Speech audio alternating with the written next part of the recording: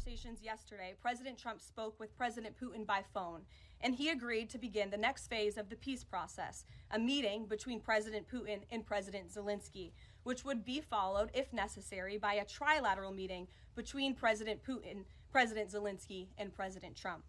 As the president said, Vice President Vance, Secretary Rubio, and Special Envoy Witkoff will continue to coordinate with Russia and Ukraine to make this happen as soon as possible.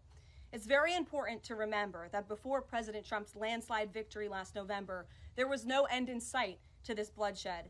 Now, there may finally be light at the end of the tunnel and an opportunity for lasting peace.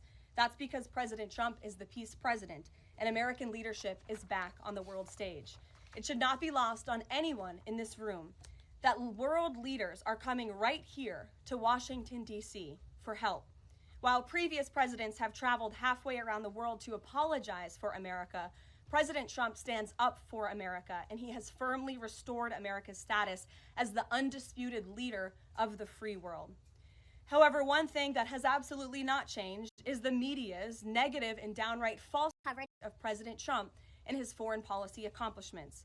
From the beginning of this entire process, much of the left-wing media has been actively rooting against the President of the United States in the pursuit of peace.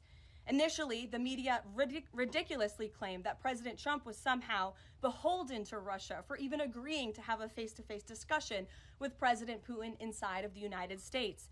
The media said President Trump was making a grave mistake by, quote, legitimizing Putin. They were aghast that President Trump would treat another world leader like a world leader. The media relentlessly attacked President Trump and claimed he suffered a, quote, major defeat for not immediately emerging with a final agreement, even though he said heading into that meeting, this was a meeting to listen and to understand how to move the ball forward. All weekend following those historic U.S.-Russia bilateral talks, we listened to clueless pundits on television trying but failing to claim that the president had failed. The so-called experts in the foreign policy establishment, whose record is nothing but endless wars, trillions of wasted taxpayer dollars, and dead Americans, have the nerve to try and lecture President Trump, who has solved 7 global conflicts in 7 months, about peace.